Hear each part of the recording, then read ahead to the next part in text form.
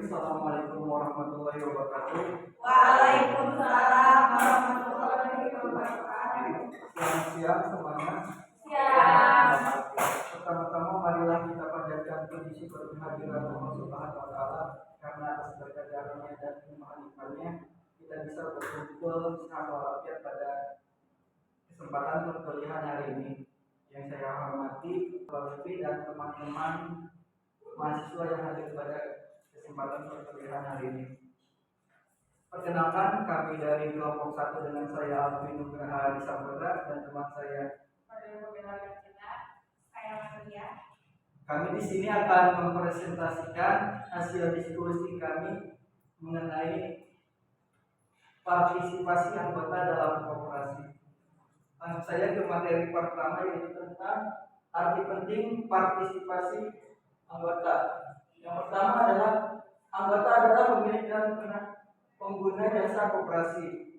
Nah, jadi si anggota ini di koperasi yaitu bertindak sebagai pemilik dan sebagai pengguna dari koperasi itu sendiri. Apa sih pemilik itu? Pemilik adalah anggota memiliki kewajiban untuk menyetorkan modal dengan membayar simpanan. Nah, jadi si pemilik dalam arti koperasi ini adalah anggota wajib memberi dana untuk kegiatan operasi. Nah, pengguna ini adalah sebagai layanan yang diberikan oleh koperasi, seperti layanan meminjam uang dari koperasi. Nah, di situ adalah letak arti pengguna dalam koperasi. Yang kedua adalah kewajiban penyertaan modal, pengawasan dan rapat. Nah, dalam kewajiban ini setiap anggota koperasi wajib menyetorkan dana sebagai dari pemilik koperasi yang digunakan untuk menjalankan usaha koperasi ini. Nah, jenis-jenis penyertaan modal itu ada simpanan pokok, simpanan wajib, dan penyertaan modal. Penyertaan modal ini biasanya dilakukan oleh pihak ketiga atau pihak luar yang sebagai investasi di dalam koperasi, tapi si pihak ketiga ini tidak memiliki hak suara untuk koperasi. Yang kedua adalah pengawasan.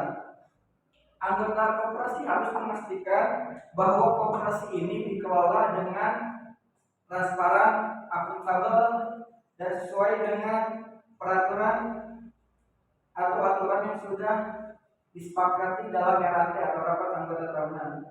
Yang ketiga adalah rapat. Rapat ini biasanya dalam koperasi biasa diadakan 1 tahun sekali atau rapat anggota tahunan. Nah, di dalam rapat ini kekuasaan tertinggi untuk mengambil keputusan secara demokrasi. Nah, dalam rapat ini biasanya dibahas tentang LPJ atau laporan pertanggungjawaban pengurus dan pengawas koperasi. Yang kedua adalah menyusun dan menetapkan anggaran dan program dan rencana kerja kedepannya. Yang ketiga adalah menyusun dan menetapkan kebijakan koperasi. Yang ketiga adalah kesalahan kurang, partisipasi aktif, dan pemahaman peran. Nah, jadi anggota koperasi ini yang banyak yang belum paham tentang partisipasi aktifnya gitu sebagai anggota. Contohnya tidak hadir dalam rapat anggota tahunan tadi, terus tidak aktif dalam kegiatan koperasi. Nah, kita sebagai anggota koperasi wajib aktif ya dalam kegiatan-kegiatan yang dilaksanakan oleh koperasi. Yang ketiga adalah partisipasi dalam masukan atau kritik. Nah, jadi kita sebagai anggota koperasi wajib memberikan saran atau kritik atas kepengurusan yang telah dijalankan oleh pengurus koperasi tersebut agar ada check and balance atau istilahnya kontrol gitu dari anggota ini supaya koperasi dijalankan sesuai dengan aturan yang sudah disepakati. Yang keempat adalah solusi dari permasalahan tadi, yaitu adalah koperasi harus aktif dalam partisipasi anggota. Nah, si koperasi ini harus aktif dalam dalam mendorong partisipasi anggotanya. Kan banyak anggota tidak paham tentang hak dan kewajiban sebagai anggota koperasi. Terus, nah dalam solusi ini bisa diadakan yaitu kegiatan-kegiatan pelatihan mengenai apa itu koperasi, terus apa saja yang bisa diambil dari koperasi itu sendiri. Selanjutnya adalah tentang dimensi partisipasi anggota. Yang pertama adalah berdasarkan sifat.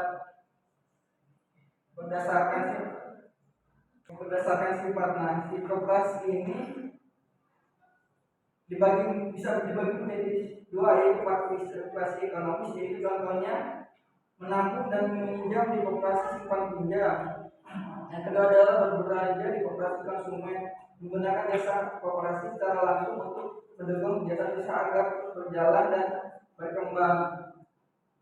Terus berdasarkan sifatnya ada yang sukarela, ideal, dan dipaksakan atau tidak sesuai dengan prinsip. Nah, prinsip dari koperasi ini kan sukarela dan terbuka. Nah, jadi keanggotaan koperasi ini harus didasarkan dengan kesukarelaan atau tidak boleh ada paksaan. Yang ketiga adalah berdasarkan bentuk. Koperasi ini dibagi menjadi dua, yaitu formal dan informal. Formal adalah rapat, struktur, dan organisasi. Nah, jadi koperasi ini harus dalam mengambil keputusan harus berdasarkan rapat dan struktur organisasi. Informal contohnya diskusi atau persetujuan lisan. Mungkin lanjut ke materi selanjutnya. Selanjutnya masih di dimensi partisipasi anggota. Ada yang berdasarkan pelaksanaan, ada dua yang langsung, tidak diskusi dan tidak langsung. Nah, yang partisipasi langsung ini anggota itu langsung berpartisipasi untuk menyampaikan aspirasi atau ide yang dimiliki. Contohnya, Malia seorang anggota nih. Malia itu langsung menghadiri rapat anggota koperasi tersebut dengan langsung menghadiri rapat anggota tahunan dan secara langsung menyampaikan usulan, ide atau aspirasi lainnya. Untuk contohnya dengan secara langsung menyampaikan usulan untuk menurunkan bunga pinjaman koperasi, atau ia juga menyampaikan ide agar koperasi membuka usaha baru seperti toko sembako untuk anggota. Selanjutnya partisipasi tidak langsung. Bila ada waktu yang tidak membawa aspirasi orang lain, atau misalnya Maria tidak bisa hadir, digantikan oleh Alvin yang sesama anggotanya untuk menyampaikan aspirasi yang ingin Maria sampaikan. Contohnya menitipkan aspirasinya melalui perwakilan kelompok atau pengurus koperasi, kemudian menyampaikan saran dan keluhan anggota. Selanjutnya ada berdasarkan kepentingan. Ada yang disebut kontributif. Seorang anggota koperasi menyetor simpanan wajib setiap bulan dan menghadiri rapat anggota untuk ikut serta dalam pengambilan keputusan tentang rencana ekspansi usaha koperasi. Dia juga aktif memberikan masukan dan mengawasi laporan keuangan koperasi. Selanjutnya insentif. Ada yang partisipasi insentif, misalnya seorang anggota koperasi sering berbelanja di koperasi konsumen tempat dia menjadi anggota, karena tahu bahwa semakin besar transaksinya, semakin besar juga sisa hasil usaha atau SHU yang akan dia terima di akhir tahun sebagai bentuk pembagian keuntungan. Selanjutnya ada faktor yang memotivasi anggota. Dari internal dan sadar pentingnya peran dalam koperasi. Contoh di internal ini kayak masuk menjadi anggota koperasi karena merasa sadar atau butuh bahwa salah satu faktor utama perkembangan koperasi tergantung dari anggotanya. Seperti tadi kayak seorang anggota dari koperasi tersebut berbelanja di tempat usaha koperasi dia sendiri untuk meningkatkan transaksinya. Dari eksternal, manfaat yang diperoleh. Masuk menjadi anggota koperasi karena merasakan adanya manfaat yang akan diperoleh jika menjadi anggota koperasi. Selanjutnya motivasi ada motivasi positif. Motivasi positif itu suatu proses untuk mempengaruhi orang lain agar menjalankan sesuatu yang kita inginkan dengan cara memberikan kemungkinan untuk mendapatkan hadiah atau keuntungan. Kedua ada motivasi negatif. Motivasi negatif yaitu proses untuk mempengaruhi seseorang agar mau melakukan sesuatu yang diinginkan, tapi teknik dasar yang digunakan adalah lewat kekuatan-kekuatan.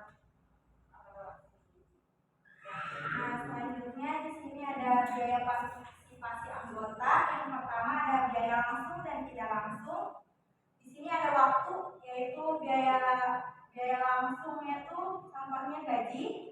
Kalau perjalanan itu contohnya seperti tiket transportasi, transportasi atau akomodasi. Nah, yang kedua ada efisiensi. Manfaat harus lebih besar dari biaya. Nah, contohnya di sini itu seperti biaya perjalanan 5 juta, tapi hasil dari proyek yang dihasilkan itu senilai 20 juta. Jadi yang dimaksud manfaat harus lebih besar dari biaya itu seperti itu. Yang ketiga ada titik optimal. Manfaat sama dengan biaya marginal. Biaya marginal itu adalah biaya tambahan untuk kegiatan barang atau jasa.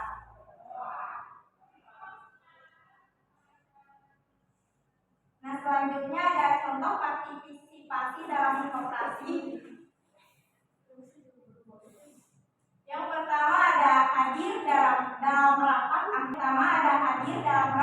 Nah, setiap anggota koperasi berhak untuk menghadiri rapat umum anggota untuk membahas seperti pemilihan pengurus atau perubahan anggaran dasar koperasi. Nah, yang kedua ada menjadi pengurus koperasi. Maksudnya di sini bagi anggota koperasi yang aktif dalam memiliki kompetensi tentu bisa dapat berpartisipasi dalam kepengurusan koperasi. Nah, yang selanjutnya ada ikut pelatihan dan pendidikan. Untuk manfaat pelatihan dan pendidikan ini untuk meningkatkan pengetahuan anggota tentang pengelolaan koperasi. Nah, yang selanjutnya ada memanfaatkan layanan koperasi. Anggota koperasi juga dapat memanfaatkan produk dan layanan yang disediakan oleh koperasi. Nah, yang terakhir ada simpanan dan penyertaan modal. Nah, maksudnya di sini melakukan simpanan modal bisa melalui kontribusi modal atau simpanan wajib untuk membantu koperasi memiliki dana yang cukup untuk menjalankan usahanya. Selanjutnya ada kesimpulan dari materi yang kami sampaikan, yaitu partisipasi anggota sangat penting bagi keberhasilan koperasi karena anggota berperan sebagai pemilik dan pengguna jasa. Jadi keutamaan koperasi itu ada dalam anggotanya sendiri untuk berperan sebagai pemilik dan pengguna jasa. Bentuk partisipasi bisa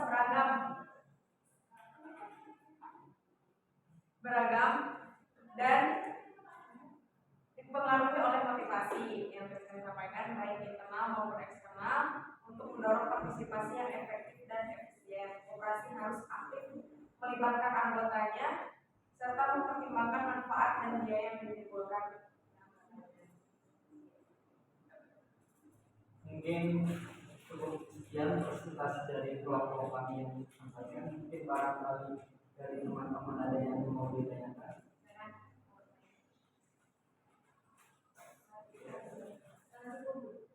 Kalau tidak ada, mungkin cukup sekian presentasi dari kelompok kami yang bisa sampaikan. Kurang lebihnya mohon maaf. Diakhiri. Wassalamualaikum warahmatullahi wabarakatuh.